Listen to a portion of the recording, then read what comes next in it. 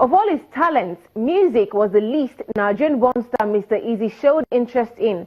But as fate would have it, singing is the reason Nigerians and Ghanaians lay claim to him. The Port Harcourt-born skin-tight crooner visited our studios in Lagos, and we got him talking about his early days as an entertainer, his rise in the industry, and why we see little of him in his home country.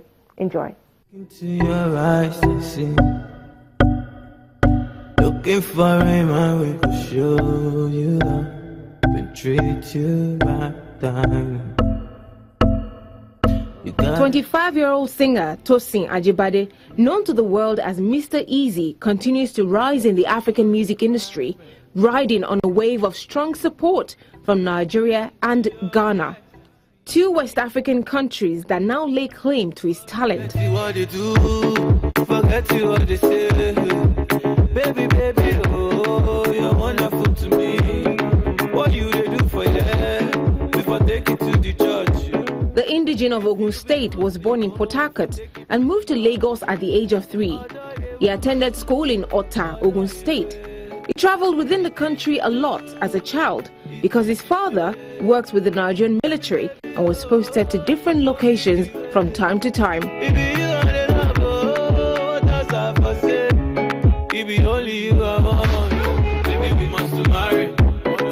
Because Dad was moving a lot with his career as a pilot. We used to go to do holiday in Warri, Port Harcourt.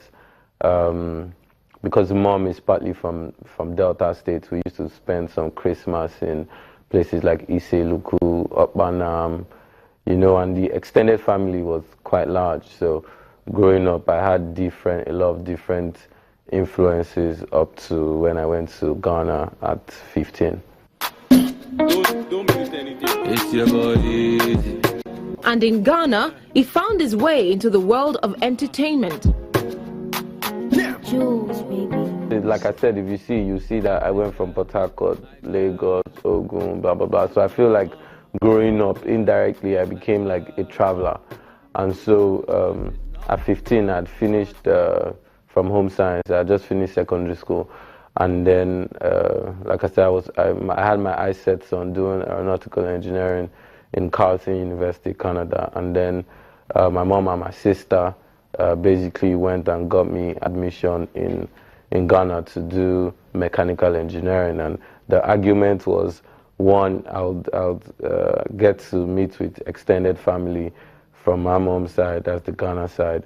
And then, two, mechanical was the more broad engineering pursuit that I could follow up, so say do MSc in aeronautical engineering.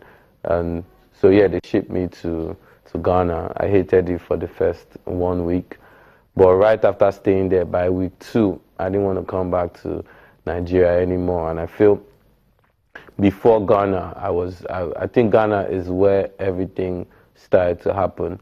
And then I happened to start doing music based on the fact that I was doing shows and concerts from my second year. So from my second year, I would use my school fees to invest in parties, invest in concerts, and bring artists from Ghana and Nigeria to my school. At the point, that was all I was doing. I was hardly having time for class.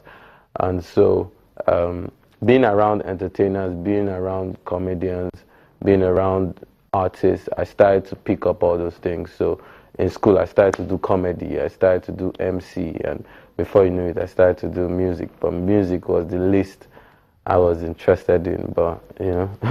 Dangerous, need a life guru to explain to us. And send me brave, but then I don't discuss. This be love, it will be last cause. Anytime where I see him, anytime where I see him, when I'm holding her hand, or when we're doing something, she say she dey feel it, she dey feel, she dey feel, she dey feel, she dey feel, oh, she dey feel the anointing. Anytime where I give out, she dey feel the anointing.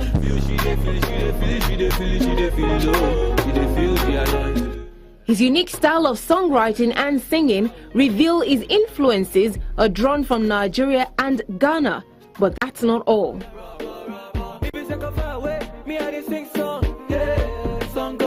So, musical formation is a mixed match of a lot of influences.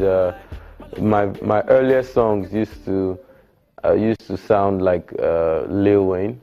Funny enough, I thought if I'll be an artist, I'll be a rapper. And then the next phase, most of my songs started sounding like Two-Face, because I listened to a lot of Two-Face, Dr. Alban, Damian Marley, yeah, basically, and then a lot of Ghanaian high life music. So most of even my recent songs are inspired by old school or 2008, 2009 Ghanaian high life that I used to hear when I go to the clubs or at my parties. And I feel that whole mix match of influences is what basically formed this sound. I never tried to have a sound, and I've never really, to be honest with you, I've never put so much thought into writing a song. I just go as my mind tells me, you know. Big chat, nice. 10 times she did rush me, and every shady make him. I be had a well day. Don't want to see, my time changes. Why? Things said you all they revolve around your bumper. Things said you all they revolve around your big ass. Things said you all they revolve around your fine face. Hold up, hold up, hold up, hold up, hold up, hold up, hold up,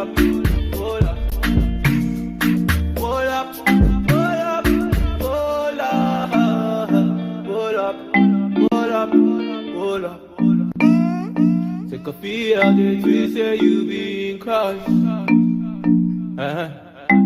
Right now you dey rush. Then you tell me say today that we for crush. Then you dey make me wait like say you be Jesus.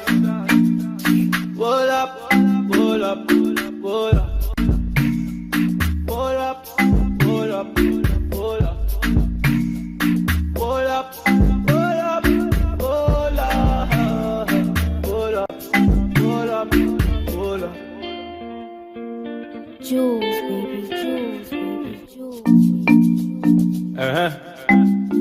His official debut track, PP Dance, which he released in 2013, was well received in the United Kingdom, ushering him into mainstream music in Ghana. However, it was the 2015 hit track Skin Tight that shot him to instant fame and introduced him to his home country, Nigeria. It was just a plaything. I remember I was doing my thesis, my MSc thesis, and then I had finished so quickly and I had so much time. So I go into the studio and we record a bunch of songs and drop a mixtape. And there was this record, PP Dance, that started catching on in the UK because he had the UK dancers do a viral video. And all of a sudden, everybody thought I was in the UK. So unknown to me, I had started buzzing amongst Africans in universities in the UK, but I didn't know anything about that until December 2015. So in December 2015, I had 2 shows.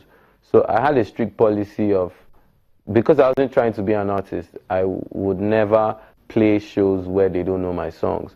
And since I'm not even out as an artist, there's no way they will know my songs. So I wasn't doing shows. I was just doing my business. And then in 2015, December, I got a call to do an Afrobeats concert. They had invited Lauryn Hill in Ghana.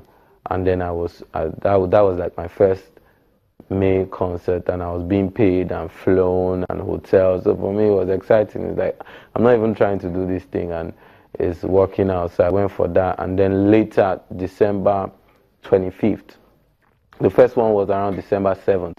By 25th, Sarkodie asked me to come perform at his concert as a surprise guest, and he put me last. So I was really not happy because I'm like, who knows me, and they're putting me last. And when I go on stage, everybody just stood up and was screaming.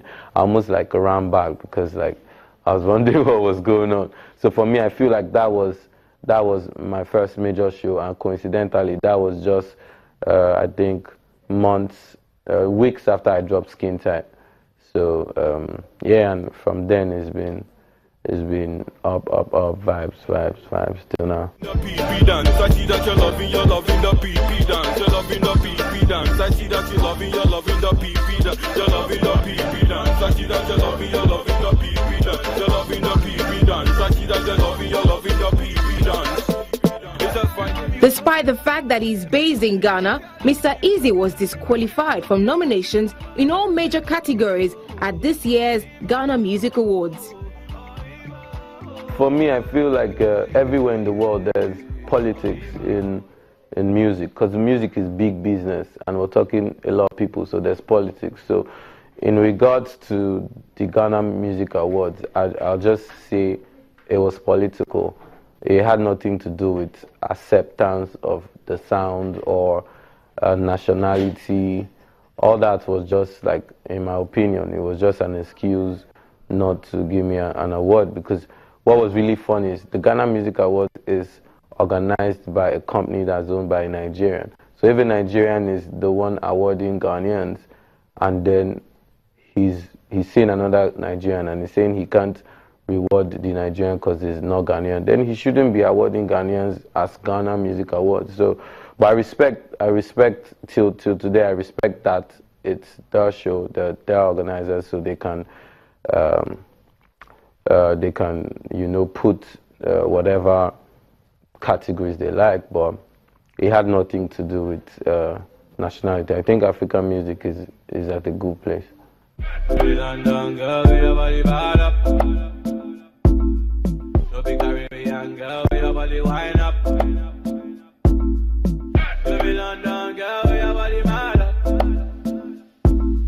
That has not stopped Mr. EAZI in his mission to dominate in the music industry.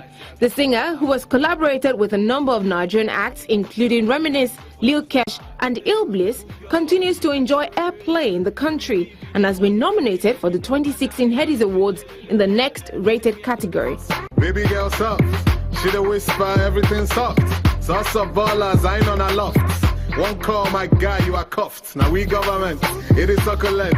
Left and right, pancha fraudulent. It was in a guy man, we take a diquia. If you don't find no one, no queer. Sugar, come for the sugar.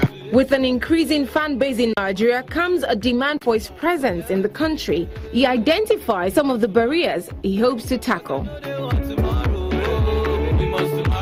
By God's grace, 2017, there'll be a lot more Mr. EAZI aside just in TVs. And the reason for us is, when I say we, my team, we felt like the only thing that can do, we studied the greatest artists, and we saw that a lot of things that keep artists is, one, the culture around the artist, and then the experience the artist gives. And so because of that, we weren't taking a lot of shows locally, and also because, like I said, our acceptance was in diaspora, so we're doing more diaspora shows, and they obviously pay more and fuel our local engagement. But personally, I like to say more attention to interaction with fans, more attention to stage sets, like, for instance, lighting on stage, production, all of that. And this is what we plan to do hopefully this year with the Life is Easy University Tour, etc. Baby, trust in me when you give your heart to me. I don't go let you go. We are not gonna do you. No, baby, trust in me. I don't go do your body like spoon time. We have a day by your side. 10 times when I don't get to sneak up. Mr. EAZI is working to release a mixtape early 2017 and a debut album in 2018.